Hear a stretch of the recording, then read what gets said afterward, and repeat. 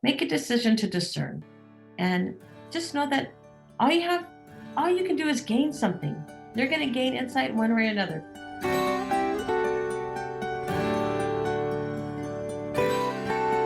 So, hi everyone, it's Sister Elizabeth, and you're listening to In the Company of Charity, the podcast of the Daughters of Charity. And I am here as usual with my favorite daughter of Charity, or one of my favorites. Ooh, Sister I'm Liz at least in the top 10. I hope I can make You the are, top 10. you are in at least the top 10. That's right. Yeah, absolutely. How's it going? Things are going really well. We just had a wonderful week of like 70-degree weather. Oh, Finally stopped raining. It's when I came home from retreat. As many of you heard in the last episode, I was giving a retreat up in Emmitsburg, came home, and it was 70 degrees and 40 something at night in August. I just love it. I love it. Yeah, I really do love it. I can't wait now. Like the days are getting shorter, so we're gonna have more. I love the darkness, just embracing the dark night of Utica. Well, I am on my way to retreat. I start retreat on Tuesday. The day that this episode releases, I will be in holy silence for 8 glorious days. Oh, well, I'm sure all our listeners will pray for you. Please so do. Let's all, give a shout out and storm heaven a bit for Sister Liz, that she can receive all the graces she needs to get through this year. And I was giving my retreat, I said, for Daughters of Charity, our retreat is kind of like the day we leave is like New Year's Eve, because we're going out into the next year. Everything changes, the celebration is over and we're back to reality. So it's kind of like our own little personal New Year, because right then you start thinking, when am I going to make the next retreat? And it's going to be a while. Yeah. I've been dying for this experience. I'm going to Emmitsburg. You all know that's where our homeland of the community, Elizabeth Ann Seton, and the Grotto of Lourdes is up there. Man, it is a beautiful. And if you've never been, you have to go. I mean, it's just one of the most beautiful, wonderful, holy, sacred places. The home of the first American saint. Just a sacred, really sacred place. Yes. And this is actually I believe this might be our last episode of season 3. We didn't really talk about this, but wow, you guys. This could be it. I think this because you're going to retreat, and then we take a little pause. We do take a little pause. So yeah, this could be. So enjoy it, because this is going to be your last dose of us. But you can always go back and listen to your favorite episodes. And I think we do reference, this is a part 2 of an episode much sooner. So this episode today is Sister Liz is speaking with Sister Lisa Laguna, who is the Vocation Director of the province of St. Elizabeth Ann Seton, which was formerly the province of the West. So they're kind of the California girls, which is kind of ironic because the shrine of Elizabeth Ann Seton is very much in the east. Over on our side. The east-west connection, we're never really parted from one another. So Sister Lisa Laguna is going to finish really a conversation that you and she started quite a while ago, just kind of answering some of the top 10 discernment questions. So for all of you who are in discernment, this is the episode for you. Go back and listen to the other one and listen to this one, because it really has some excellent, you can tell that this is a Sister Lisa, a very seasoned veteran of vocation work. So great wisdom there, and just good solid ideas for those who are discerning. And whether that's, obviously we're focusing on religious life, but these are ideas and thoughts that really can be applicable to thinking about any decision about prayer, and including your family members in some of these talks, and different, just how to have good mentors and people around you who can confirm and affirm your experience and your sense of call.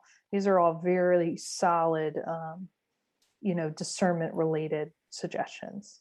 Yeah, absolutely. I was really listening to it, those who, listened first season, I think, when I, declared that I was your vocation director.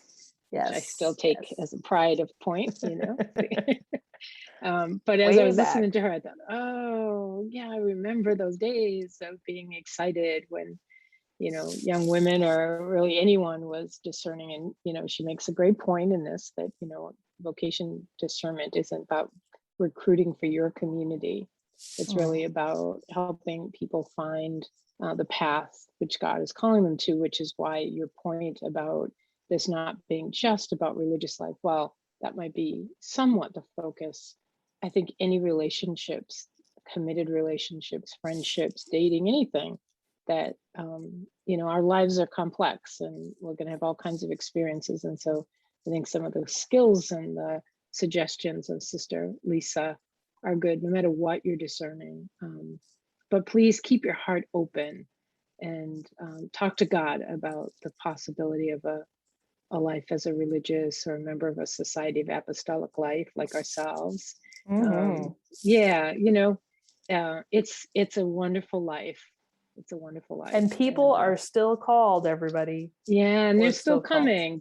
Don't be deceived by things you hear when they say, oh, there aren't any nuns anymore, or there's no more religious. There are. We are out here and we're doing the work, and we need support, but we also need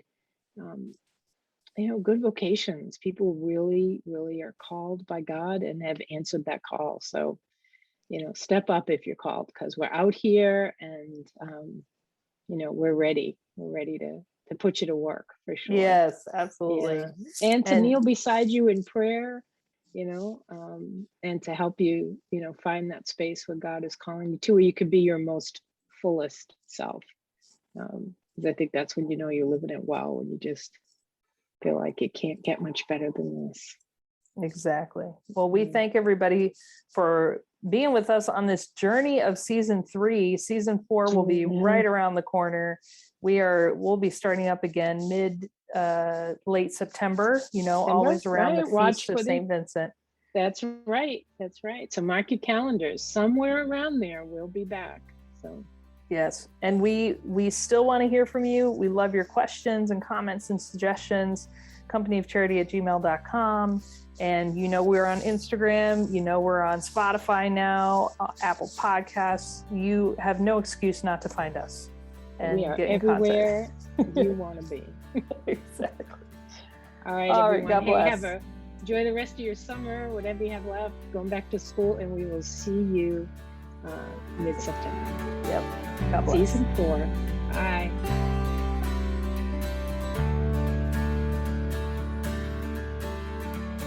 This is Sister Liz here. I am here with my good friend, Sister Lisa. Welcome, Sister Lisa. How are you? I'm all right. Thanks. Thanks for having me. Good to be with you. Glad that you could take the time. For those who remember Sister Lisa, she is the Vocation Director for the province of St. Elizabeth, Ann Seton, and a good friend. So glad that you're here with us. Great. I'm excited.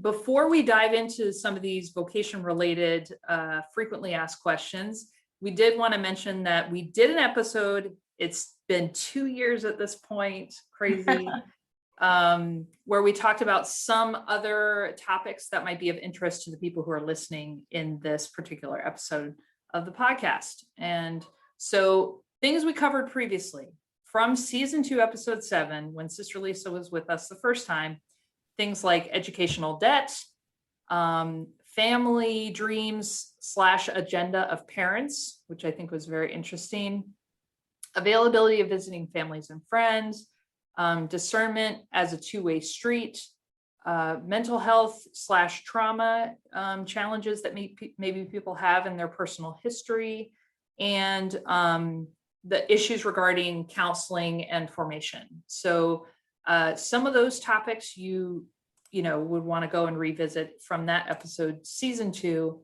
episode 7. So, okay, Sister Lisa, we did get some questions from discerners and pre-postulants and postulants. Thank you for getting some of those questions from your folks on your end too. No problem. Yeah.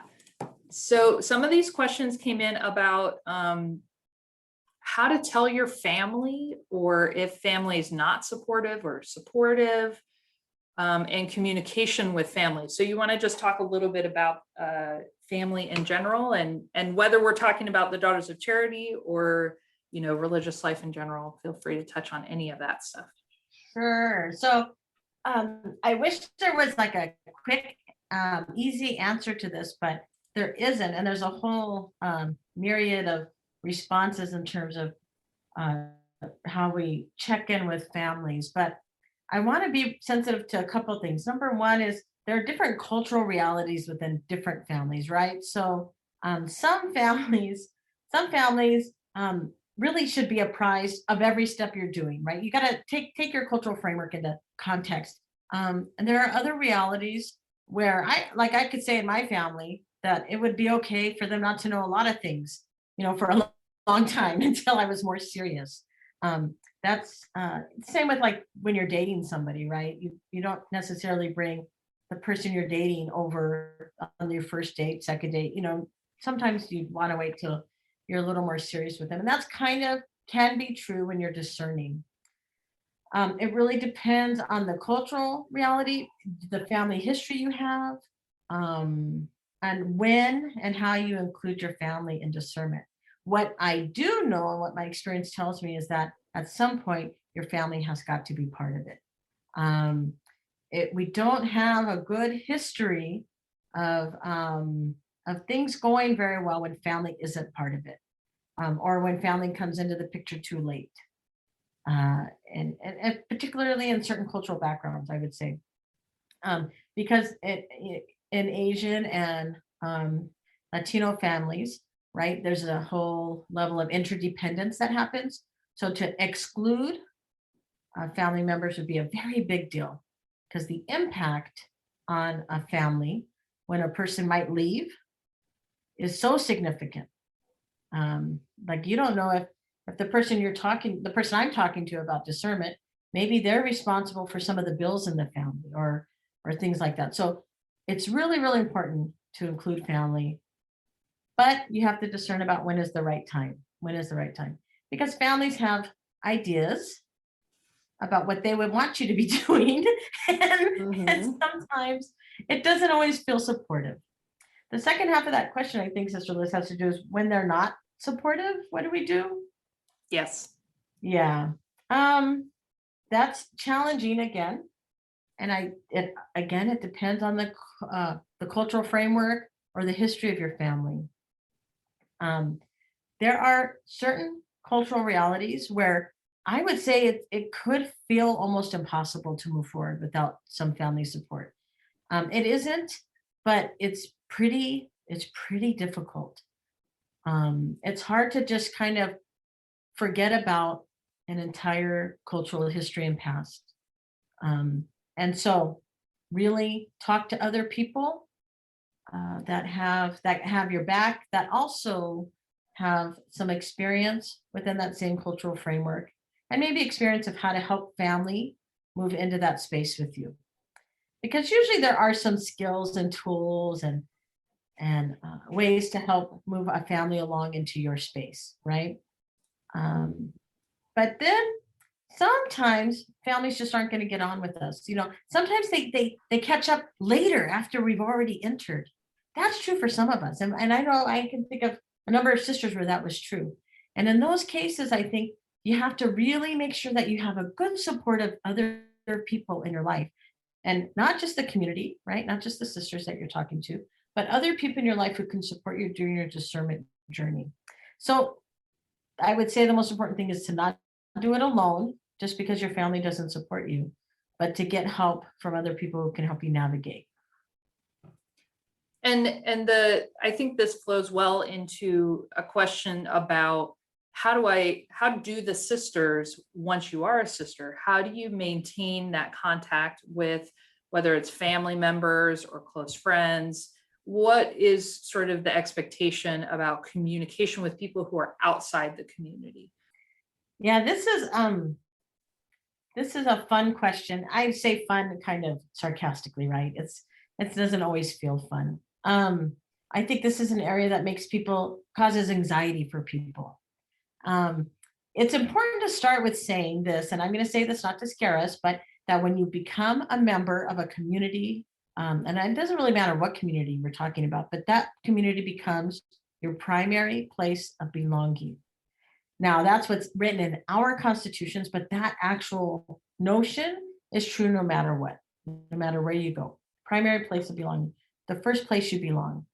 And that's what kind of can scare people. But it's true when you get married, right? And you have a family too. That becomes your first place of belonging. However, that doesn't mean that you disconnect, you stop belonging to the other places and people you belonged to before. You just have a primariness about your belonging. So we still remain connected to our family members and our friends. It doesn't look the same, right? You're not going to go out every Friday night necessarily like you used to, or I think there was another question about holidays and things like that, right? Generally, we spend the holiday with our local community. That's our primary place of belonging. But it doesn't mean like around holiday time that we might not see family members. It just depends on location and travel and all that stuff. I think it's some of the things do change in how we relate.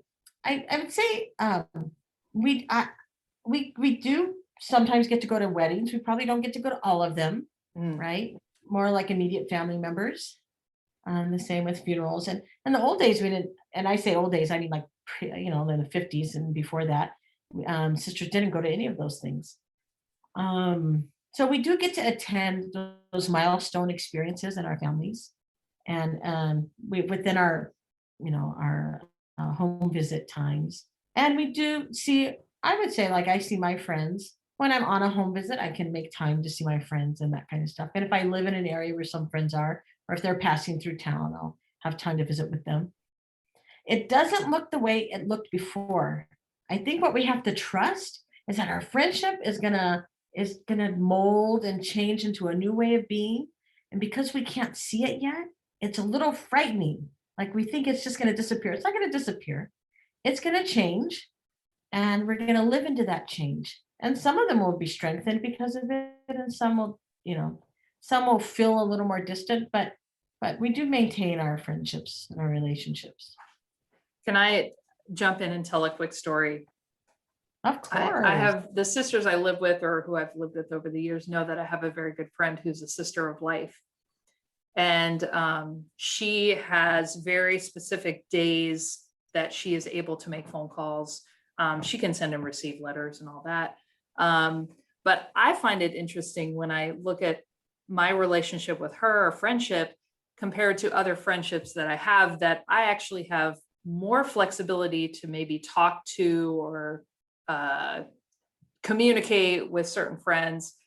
But I find that our friendship is very deep and meaningful because we make that time, whatever it is, every 6 weeks or every 2 months that we talk to each other. And it's, I just find it fascinating because she has a lot more restrictions as far as her ability to communicate. And yet we definitely keep in touch about what's going on in our lives and sharing, prayer requests and different things about ministry and community. So I just throw that in there because I think it's what we invest in and how we invest in relationships that really matters.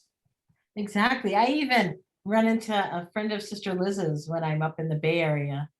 What's her name? She's a Sister Revelation. She's a Sister Revelation. Yep. Yes. And we take selfies and send them to Sister Liz whenever we're together. And I think those kinds of things are really important because there is a depth that we can experience that we wouldn't have experienced if we were just visiting each other in the way that we're used to visiting each other. There's it's kind of like the Little Prince, right? When you start to long, the fox gets excited because he gets to long for his friend to come and visit every day. And I think that that's an important thing about friendship. It will look different, but trust in how it's going to look and feel and be. God doesn't remove things to leave us empty, right? We're not empty to stay emptied. We're empty to be filled by other things, and maybe even to be filled by that same thing in a new way. So just trust us. Sister Liz and I are not moping and grumpy and wondering where are all of our friends and families, they are with us and they're on this journey with us. I want to backtrack a little bit about when people are beginning to think about the idea of consecrated life or becoming a sister. The questions came in about, how do I know if God is calling me, or am I good enough or holy enough? Why would God choose me? These are certain things about how do you know about if you need to move in this direction? I think that's another one of those, like, answers that doesn't come in just a sentence, but some of the important things that I think I've helped to discover with women as I've worked these last 11 years. One is prayer. Number one is prayer, right? How you need to have a relationship with God. You need to be praying. God really does talk to us in prayer. And now if you start hearing voices, then you need to, talk to maybe your spiritual director or confessor about that. But God reveals God's self to us in prayer. So that's really important. But that's not the only place. And this is really important because sometimes I hear people say things like, well, God told me this. And I want to say, well, how did God tell you? And it's really important that we get those things affirmed and confirmed. And usually that happens through relationship. And so you need to be journeying with others. And that's usually how these ideas get confirmed and affirmed. And spiritual direction is really important. Journeying with other people who are God people like us, who can help us imagine and see this. That's one way. When somebody's saying, before Sister Liz was Sister Liz, when they say, Liz, you would make a really great sister. That's one of the ways that we start thinking about it and saying, is this true? Maybe it's true. Those are really important things. Pay attention to the signs. I think I said this in the last podcast. Don't be demanding God of certain signs. Pray to recognize the signs that God puts in front of you. Like I said, I think there's some holy people super holy ones that can say, I want a rose on the 9th day. But for the most part, and I'm not downplaying novenas, believe me, I think that they're really wonderful devotions. But for the most part, God is giving us signs all the time. And more often than not, we don't recognize them. So instead of telling God what signs you'll be willing to accept, which seems kind of bossy, it seems like we should be asking God for the grace to recognize the signs that he's giving to us. And when we do that, sometimes you're surprised. You're surprised that the sign comes in the voice of a friend, or even in a commercial, a road sign, whatever it is. Those are some ways. The other thing that you will know, just like when we date, when you're dating somebody, you test by your feelings, right? You're like, wow, this person, we're connecting. There's something about this person. I want to see this person again. When you're discerning and you start discerning with a community that is, maybe where God is calling you to, you start having those same experiences. You're connecting. And there's some sense of home when you're in their presence, some sense of home. The best home we can have on earth, right? Before we get to heaven, right? The best home we can have on earth. So, and you pay attention to those. Feelings are not the end all and be all of our life, but they are a little channel that God gives us to communicate with us. So don't, ignore them, pay attention to them. It can be super overwhelming to people when they look at the number and types of communities that are out there. And so what do you say to somebody? Because it's not even, I would say applying for college is difficult, but communities, when you look at how many communities there are, even exponentially more than you would look at a number of universities. So how do you know, okay, I feel drawn to this one or that one, or I want to start here or there? What do you do with all that? Because it's too crazy, too overwhelming for people. Well, this is where Google is a great help, and the Google search bar is such a great help, right? Now, this is not the only way to do this, but you can do things like type in consecrated life, service, poor, type in words that are already things that are tugging at you. Do you feel like serving poor people? Then maybe when you type those words in, the Daughters of Charity might come up, or the Missionaries of Charity. There's a bunch of communities that have come up. Maybe you feel called to more prayer time, to more contemplative time. So you type in consecrated life, contemplation, consecration, to Mary. You type in those things, and then a list of communities that match those search words come up. I mean, that's like a simplistic way of saying it, right? That's one way of getting the list a little shorter. The other way, maybe more practical way, is to talk to a vocation director. Because in theory, we don't recruit for our communities, right? We're not recruiters, we are companions. And we accompany people in their discernment journey. And we should not be only accompanying people for our own communities. We should be helping people get to where God is calling them to. So when you call me and you say, these are the things I feel like, I might say, you know what, you might want to check out these 3 communities.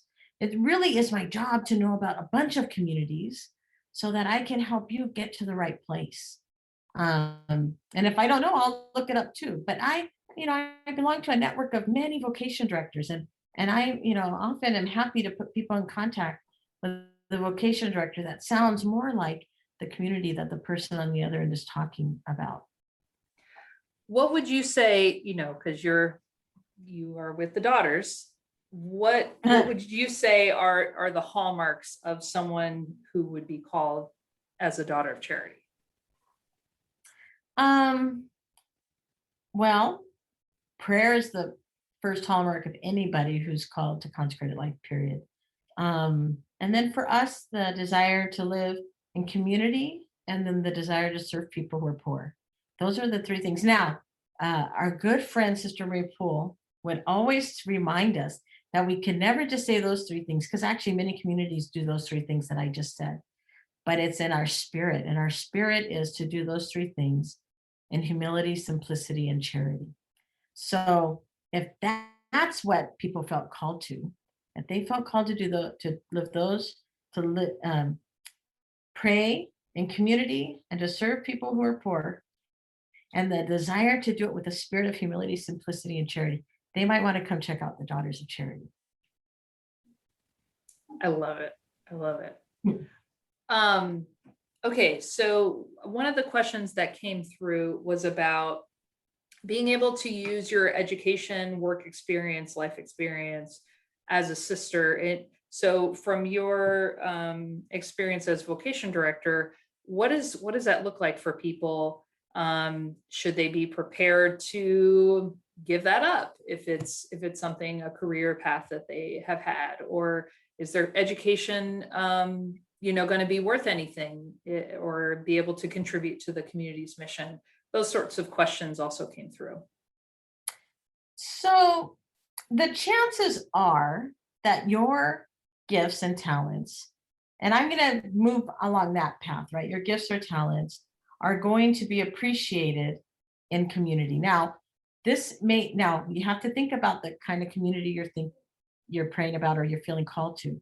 There are some communities, like if you were to go to a cloister community, if their main apostolate was making honey from beehives, then it's super possible that if you were trained, as a sports medicine person, that particular skill might not be the most useful, except for maybe helping sisters who have an injury, might not be the most useful, not in making honey. But if you're in an active community that has active ministries, it's probable that most things that people are trained to do can find a place. Now, the Daughters of Charity, we happen to serve people who are poor in a myriad of ways. And so there's very few gifts that can't be put to use in the service of those in need. Very few. But there's something that I'm going to say right now. And this is the hardest thing for all of us. And I can see Sister Liz, and I can see that she's laughing right now, because here it comes. This is the hardest thing for all of us, right?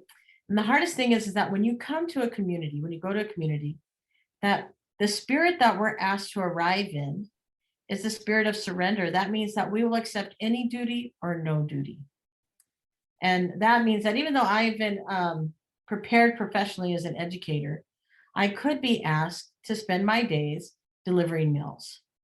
And that would be a very noble, beautiful service, and that would be pleasing to God if I was asked to do that, and I would do that with joy.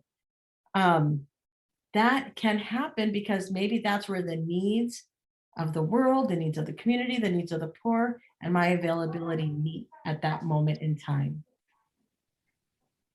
And so if that's where those needs meet at that moment in time, then that's what we do. And that's kind of rough. I know that's rough. But I want to say for the most part, we appreciate the gifts and the educational background that people have. So just the setting matters. I think this is a good time to talk a little bit about the juggling, quote unquote, of these different aspects of our life, specifically as Daughters of Charity. We are an active group. We serve. We're out there. But how does that look when we have these aspects of prayer and community life? How do the sisters do it? Well, we get help. First of all, we have a lot of help from each other, and we have help from some guidelines, right? Now that might sound all rigid and stuff, but it's not. It's not. We set our horarium. We have a thing called an horarium, and that's one way that helps us, right? It's our daily schedule. That's one thing that just kind of helps us to balance some of these things. So some of that is scheduled. Some of our community prayer time is scheduled. The time we spend together in meals is scheduled. The time that we do our community exercise, those things are scheduled for us. Obviously, we have work schedules that is scheduled for us. And the thing that I would say can be a little more challenging is our personal prayer, and then the more spontaneous time, the less formal time that we spend in community. Those are the things that become more of a challenge for the sisters. And those become personal choices for us. And we can tell, Sister Liz and I can tell when we're doing a better job at that and when we're not, and when those around us are doing a better job and when we're not. Probably more at the community piece than the prayer piece, but usually you can tell both. And it even is in our constitutions that we're supposed to have a good balance of life. But this is what I'll say. Our former visitatrix in our province, Sister Marjorie Ann, said to me one day, I was asking her, running by her an invitation I had received to, I don't know, do some kind of special ministry somewhere or a retreat for a group of people. And I was telling her about it and, getting permission for it. And she said to me, okay, so we have to balance our prayer, our ministry, and our community. So if you're adding something to the ministry list, then what are you going to remove from that list that you already have so that you do not interfere with your prayer and your community? Because it's easy for Daughters of Charity. We love to pile on the ministry list. And then we kind of dig away at the prayer and the community list. And she was very clear with me. If you're adding onto the ministry list, then you're going to take away from that list. You're not going to take away from your community and prayer list. That is wonderful.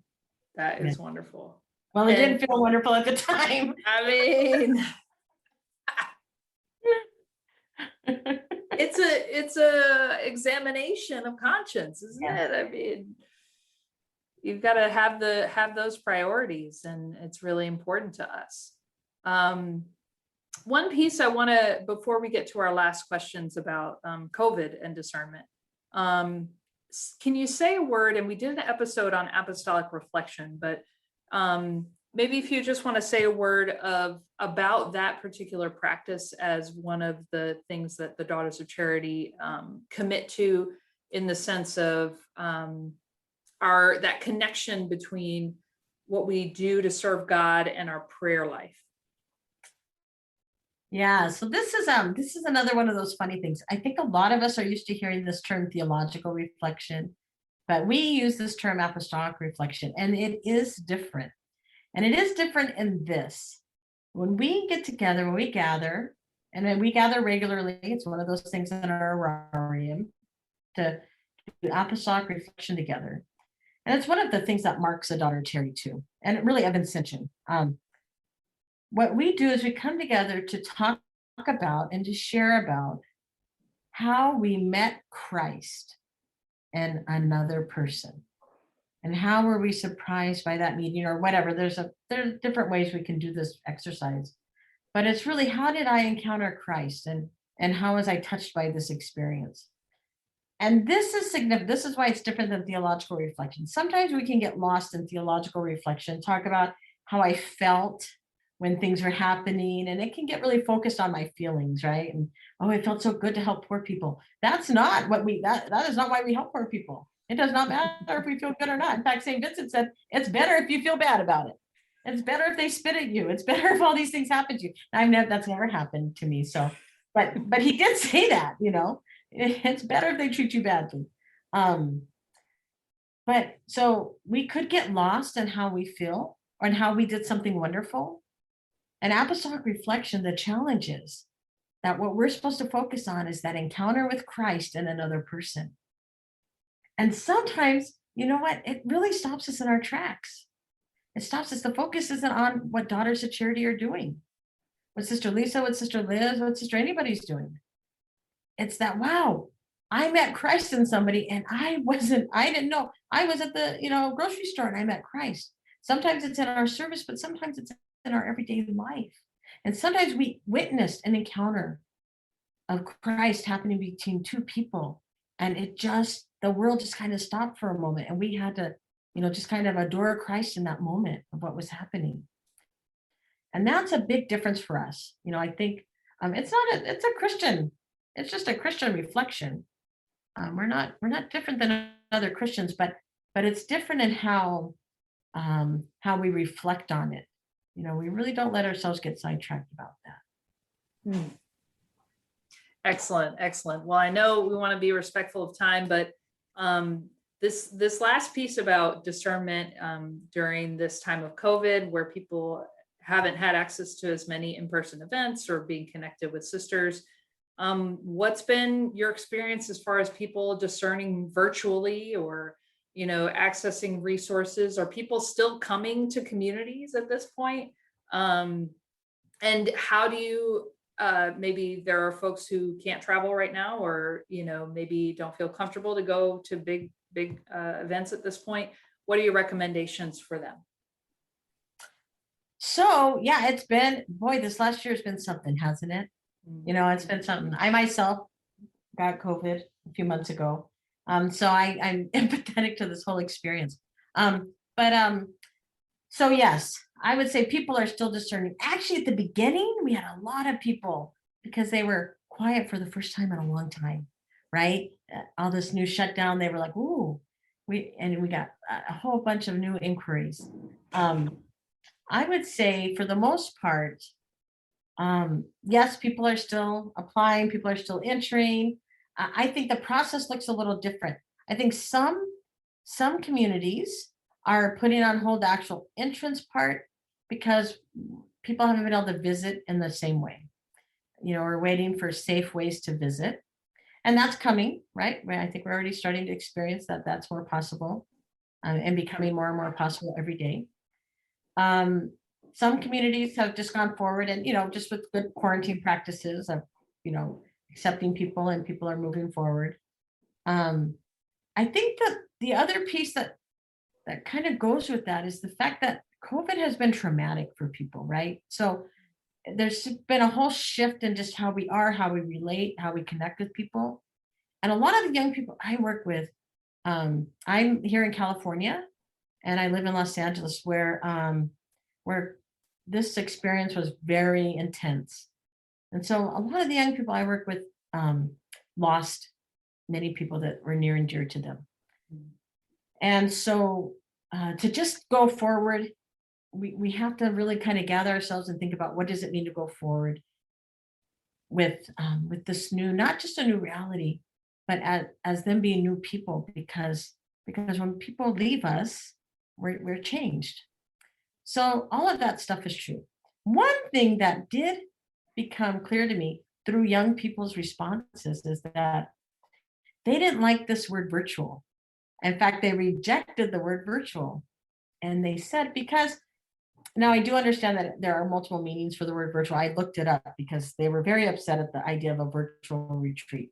They prefer the word online retreat. Not everybody, some people are fine, but people who reflected back to me saying virtual usually means not in reality, like some other reality. And they wanted to acknowledge that the experiences that they were having, even if they were online retreats or online gatherings, were very real. So to kind of remove that from a real experience, they didn't want to acknowledge that. They want to say, no, this was a real experience. So even in our own language now, we're not using the term virtual, we're using terms like online and whatever else we're talking about. I think we're all starting to look at ways to have in-person events again. I know in the province of St. Louis, they're having a search and serve, I think in June, I think. Mm-hmm. We're still in virtual mode out here because we're still in a different stage, not quite able to move that way. But I think by the fall, we're going to be full on back with in-person events and helping people move forward. Yeah. But we're also getting some of our own personal and professional development about how to work with young people and re-enter, not go back to the world, but how are we entering into this new world and how do we move forward in a new way? Last comment or encouragement that you want to give to anyone who's sort of on the fence or thinking about religious life or even thinking about sending an email or looking at a website of a community, what would you say to those people who are kind of on the fence about discerning in general? Well, first of all, discerning is free 99. It doesn't cost anything. Go for it. Discern. You have nothing to lose by discerning. Sometimes, I guess we have a little bit, right? It's nothing to lose. You only have something to gain. Sometimes we're afraid of what we're going to gain, right? We're afraid that we're going to gain this insight and awareness that God is calling us. And that then maybe the path I'm on or the path I planned for myself is the path I'm supposed to be on. And now I have to change things. And that's sort of where it sometimes can be really more comfortable to stay on the fence. The fences are not comfortable to sit on top, and they're usually not walls. Fences are very uncomfortable. Don't stay on the fence.